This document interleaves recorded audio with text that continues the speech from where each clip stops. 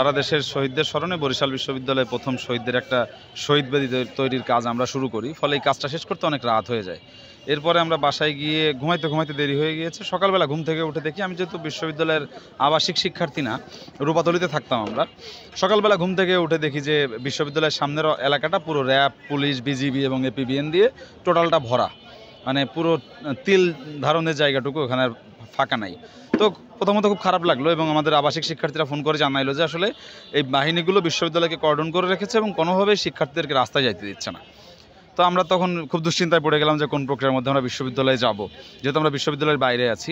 তো আমরা শহরে যে সমস্ত শিক্ষার্থীরা ছিল তাদের সবাইকে কাঁঠালতলা নামক কাঁঠালতলা নামক জায়গাতে ডাকলাম। সেখান থেকে আমরা 4টা পিকআপে করে নদীর পাড়ে গেলাম। নদীর পাড়ে গিয়ে ওইখান থেকে আমরা একটা কার্গো জোগাড় করলাম। যদিও এটা খুব ইন্টারেস্টিং একটা ঘটনা হচ্ছে, প্রথমে আমরা কার্গোর মালিককে গিয়ে বললাম যে আমাদের নদীটা পার করে দিন। উনি বললেন যে না, পারবো না, কারণ আমার অনেকগুলো লেবার রাখা আছে, এখন যদি আমি কোনো কারণে আপনাদেরকে পার করতে যাই আমার 1-1.5 ঘন্টা সময় লস হবে।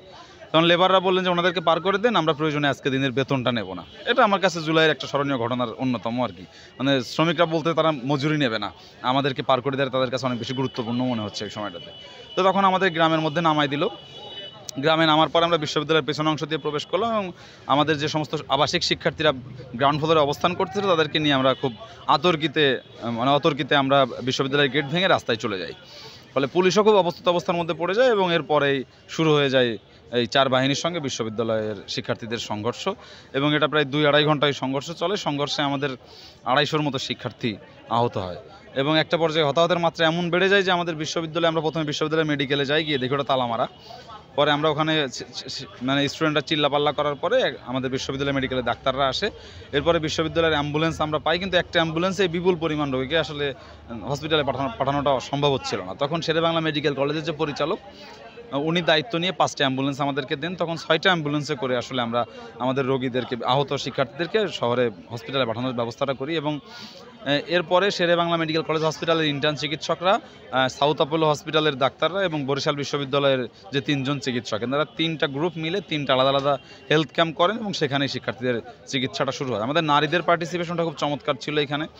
আমাদের সমস্ত হতাহত পুরুষ শিক্ষার্থীদের তো সেবা শুশ্রূষার দায়িত্ব, চিকিৎসার দায়িত্ব, এটা পুরোটা তুলে নিয়েছিল নারী শিক্ষার্থীরা হাতে। জুলাই আন্দোলনে নারীরা বিভিন্ন সময়ে শিক্ষার্থীদের পাশে যেমন দাঁড়িয়েছে, তেমনি নারীদের আলাদা করে সংগঠিত করার তেমন প্রয়োজন হয় নাই। নারী শিক্ষার্থীরা তাদের হল থেকে মিছিল নিয়ে মেইন সমাবেশে এসে সবসময় যুক্ত হতো।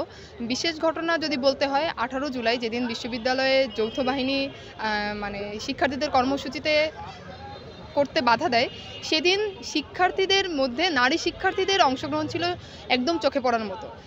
যখন টিয়ার শেলগুলো এসে বিশ্ববিদ্যালয়ের অভ্যন্তরে এবং বিশ্ববিদ্যালয়ের শিক্ষার্থীদের সামনে পড়ছে, নারী শিক্ষার্থীরা কিন্তু সেবার যে সমগ্র আয়োজন তারা কিন্তু নিশ্চিত করেছে। তারা হচ্ছে ক্যাম্পাসের অভ্যন্তরে আগুন জ্বালিয়ে যারা আহত হচ্ছে তাদেরকে পানি খাওয়ানো, স্যালাইন খাওয়ানো এবং হচ্ছে আগুনের সামনে নিয়ে যাতে অক্সিজেনের সাপ্লাইটা দ্রুত পাওয়া যায়। এছাড়া যখন দেখা যাচ্ছে যে কেউ বুলেট লেগেছে বা হচ্ছে অনেক বেশি অসুস্থ হয়ে পড়েছে, তখন কিন্তু অ্যাম্বুলেন্সে তোলা থেকে শুরু করে যাবতীয় যে কাজগুলো, সমস্ত কাজগুলোই কিন্তু নারী শিক্ষার্থীরা করেছে। এলাকাবাসীকে আহ্বান জানায় আমাদেরকে সহযোগিতা করার জন্য। তখন এলাকাবাসীও কিন্তু ঝাঁপিয়ে পড়ে তাদের সর্বোচ্চটুকু দিয়ে। আপনারা জানেন যে এই আন্দোলনে আমাদের যেমন 250-র মতো শিক্ষার্থী হতাহত হয়েছে, একই রকম করে কর্ণকাঠি এলাকার মানুষও কিন্তু একটা বিপুল মাত্রায় মানে হতাহত হয়েছে। এবং বেল্লাল নামে একজন অটোরিক্সা শ্রমিক কিন্তু আজীবনের জন্য অন্ধ হয়ে গেছে চোখের আবার বুলেট লাগার ফলে। বাকি হতাহতের পুরো পূর্ণাঙ্গ তালিকাটা আমরা করতে পারিনি, কিন্তু এই সংখ্যাটা আসলে কম না। যদি প্রত্যাশা প্রাপ্তির আলাপ করতে চাই তাহলে অনেকটা হতাশ লাগে। জুলাই অভ্যুত্থানে একটা অসাম্প্রদায়িক গণতান্ত্রিক বৈষম্যহীন একটা বাংলাদেশের স্বপ্ন দেখেছিলাম।